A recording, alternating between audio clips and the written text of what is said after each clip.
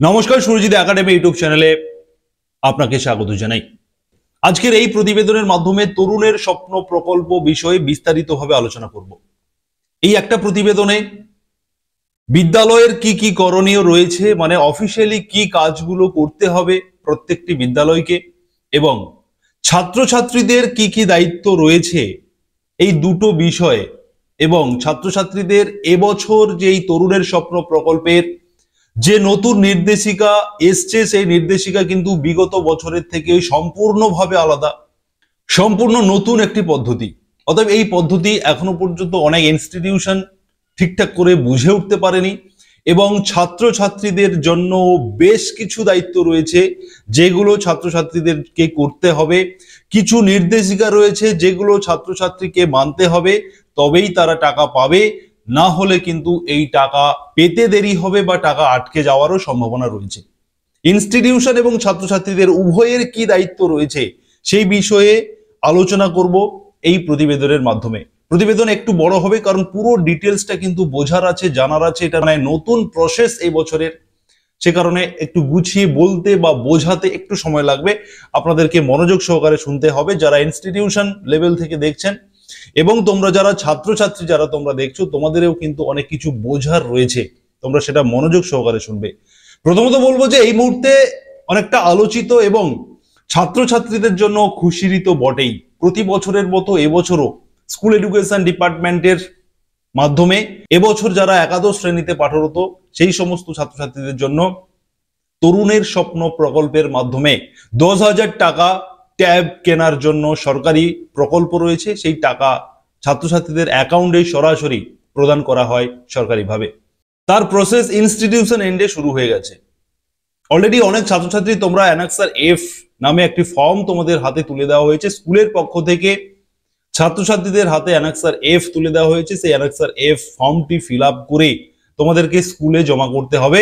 আমি পাশের স্ক্রিনে সেই অ্যানাক্সার এফ ফর্মের ছবিটা আমি তোমাদেরকে দেখাচ্ছি।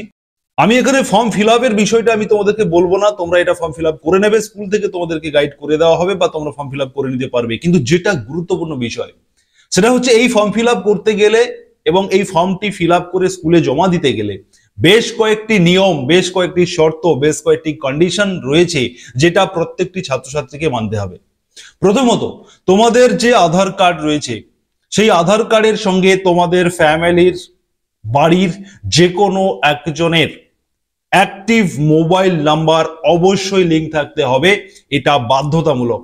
মানে তোমাদের আধার কার্ড তো রয়েছেই সবার, কিন্তু আধার কার্ডের সঙ্গে একটি অ্যাক্টিভ মোবাইল নাম্বার লিঙ্ক থাকতে হবে, যে মোবাইল নাম্বারে স্কুল এন্ডে ফাইনালাইজ হয়ে যাওয়ার পরে তোমাদের ওই মোবাইলে একটি লিঙ্ক পাঠানো হবে, যে লিঙ্কের মাধ্যমে প্রত্যেকটি ছাত্রছাত্রীকে ভেরিফাই করে দেখে নিতে পারবে এবং দেখে নিতে হবেও যে তার সমস্ত তথ্য ঠিক রয়েছে কিনা। সেই কারণে আধার কার্ডের সঙ্গে মোবাইল নাম্বার সংযুক্ত থাকাটা বাধ্যতামূলক। 2 নম্বরে বলবো, তোমাদের যে আধার কার্ড রয়েছে, আধার কার্ডে তোমাদের নামের স্পেলিং, ব্যাংক অ্যাকাউন্টের যে পাসবই রয়েছে সেই পাসবইতে তোমাদের নামের স্পেলিং, এবং তোমাদের স্কুলে যে বাংলার শিক্ষা পোর্টালে তোমাদের যে ডেটা রয়েছে সেই ডেটাতে তোমার নামের স্পেলিং। এটা সম্পূর্ণ ছাত্রছাত্রীদের জন্য গাইডলাইন। এই 3টি জায়গায় ব্যাংকের বই, আধার কার্ড এবং বাংলা শিক্ষা পোর্টালে তোমাদের নামের স্পেলিং 3 জায়গাতে সমান থাকতে হবে, অর্থাৎ সেম থাকতে হবে। যদি একটারও কোনো মিসম্যাচিং হয়ে থাকে, একটা স্পেলিং যদি মিসম্যাচিং হয়ে যায়, সেক্ষেত্রে কিন্তু তোমার টাকা আটকে যাবে।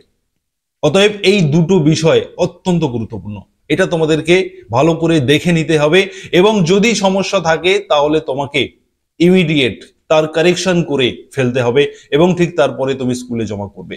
না হলে তোমার সমস্যা যত বৃহৎ হবে, যত তুমি দেরি করে স্কুলে তোমার ডকুমেন্ট সাবমিট করবে, অ্যানাক্সার এফ সাবমিট করবে, তত দেরি করে তোমার অ্যাকাউন্টে টাকা আসবে। অতএব এই বিষয়টা গুরুত্ব সহকারে এটা তোমরা দেখো। এবং 3 নম্বর শর্ত রয়েছে যে তোমরা যে ব্যাংকের অ্যাকাউন্ট বইটা দেবে সেটা একদম তোমার নিজস্ব অ্যাকাউন্ট, বাড়ির কারোর অ্যাকাউন্ট হলে হবে না। তোমরা অনেকে মা বাবার অ্যাকাউন্ট দিতে চাইছো, সেটা কিন্তু হবে না। একদম নিজস্ব অ্যাকাউন্ট হতে হবে এবং সে অ্যাকাউন্ট যেন অবশ্যই অ্যাক্টিভ থাকে। অনেকে তোমরা অ্যাকাউন্ট খুলেছো কিন্তু সেই অ্যাকাউন্টগুলো বন্ধ হয়ে আছে, তোমরা জানোই না, কখনো খোঁজ খবর নাও না, ব্যাংকে যাও না। তোমরা অবশ্যই ব্যাংকে গিয়ে খোঁজ নাও, তোমার অ্যাকাউন্টটা অ্যাক্টিভ রয়েছে কিনা সেটা তুমি আগে দেখে নেবে। না হলে সেই টাকাটা আবার সরকারের কাছে, সরকারি অ্যাকাউন্টে রিফান্ড হয়ে যাবে, অটোমেটিক রিফান্ড হয়ে যাবে। অতএব তোমাদের অ্যাকাউন্টটা অ্যাক্টিভ রয়েছে কিনা সেটাও কিন্তু দেখে নেওয়াটা জরুরি। এবারে আসি ইনস্টিটিউশন লেভেলে যে কাজগুলো রয়েছে, সেটা হচ্ছে অ্যানেক্সার এফ, যে ফর্মটি স্টুডেন্টরা ফিল আপ করে সঙ্গে আধার কার্ড এবং ব্যাংকের পাসবইয়ের প্রথম যে পেজটা যেখানে অ্যাকাউন্ট নাম্বার লেখা থাকে সেই পেজের কপি ওই ফর্মের সঙ্গে অ্যাটাচ করে ছাত্রছাত্রীরা স্কুলে জমা দেবে। এবং স্কুল বাংলার শিক্ষা পোর্টাল লগ ইন করে তরুণের স্বপ্ন সেকশন থেকে আপনার এই 2025-এর যে একাদশ শ্রেণীর যে সমস্ত স্টুডেন্টরা আপনার পোর্টালে রয়েছে সেই সমস্ত স্টুডেন্টের নামের তালিকা আপনি পুরোটাই দেখতে পাবেন। এবং ঠিক তার পাশে এডিট ডিটেলস অপশন থেকে আপনি প্রত্যেকের যে তথ্য, স্টুডেন্টদের যে ডেটা, যেখানে তার আধার নাম্বার, তার নাম, তার সমস্ত তথ্য এবং সঙ্গে ব্যাংক অ্যাকাউন্ট তো বটেই, সমস্ত তথ্য আপনি এডিট ডিটেলস অপশন থেকে আপনি দেখতে পাবেন।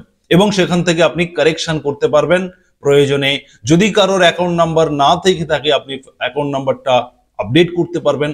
অতএব এই এডিট ডিটেলসে গিয়ে আপনাকে প্রত্যেকটি স্টুডেন্ট ধরে ধরে আপনার সমস্ত তথ্য যে স্টুডেন্ট আপনাকে দিয়েছে, তার আধার নাম্বার, তার ব্যাংক অ্যাকাউন্ট নাম্বার, আপনি সমস্ত এবং তার নাম অবশ্যই আপনি দেখে নেবেন সমস্ত কিছু ঠিক রয়েছে কিনা। এইভাবে আপনি সমস্ত ডিটেলস চেক করার পরে আপনি আপডেট করবেন এবং ফাইনালি সমস্ত স্টুডেন্টের কাজ হয়ে যাওয়ার পরে আপনাকে সেই তথ্যগুলো এনপিসিআই এর কাছে ট্রান্সফার করতে হবে। National payment corporation of India, NPCI এর কাছে ট্রান্সফার হবে। অপশন থাকবে ট্রান্সফার টু এনপিসিআই। ট্রান্সফার করার পরে সমস্ত তথ্য এনপিসিআই এর কাছে ট্রান্সফার হয়ে যাবে এবং এনপিসিআই থেকে অটো ভেরিফাইড হয়ে আপনার পোর্টালে শো করবে। যেগুলো শো করবে, যে সমস্ত স্টুডেন্টদের ডিটেলস সঠিক থাকবে সেগুলো আপনি বুঝতে পারবেন যে সেগুলো সঠিক, এবং যেগুলো ভুল সেটাও আপনাকে সিগন্যাল দিয়ে জানানো হবে। অতএব এনপিসিআই থেকে ভেরিফাইড হয়ে যাওয়ার পরে যে সমস্ত ডেটাগুলো সমস্ত ঠিকঠাক থাকবে, সেই সমস্ত স্টুডেন্টদের মোবাইলে আধার লিঙ্ক যে মোবাইলটা রয়েছে এবং যে মোবাইল নাম্বারটা আপনি এডিট ডিটেলস থেকে এন্ট্রি করেছিলেন, দেখবেন এডিট ডিটেলসে যখন আপনি এন্ট্রি করবেন সেখানে স্টার মার্ক দিয়ে মোবাইল নাম্বার লেখার যে জায়গাটা রয়েছে, বিশেষ করে অভিভাবকের মোবাইল নাম্বার, সেই মোবাইল নাম্বার যেখানে স্টার মার্ক থাকবে সেখানে অবশ্যই ওই আধার কার্ডে যে মোবাইল নাম্বারটা রয়েছে স্টুডেন্টের সেই নাম্বারটা এন্টার করবেন এবং সেই মোবাইলে একটি লিঙ্ক প্রোভাইড হবে।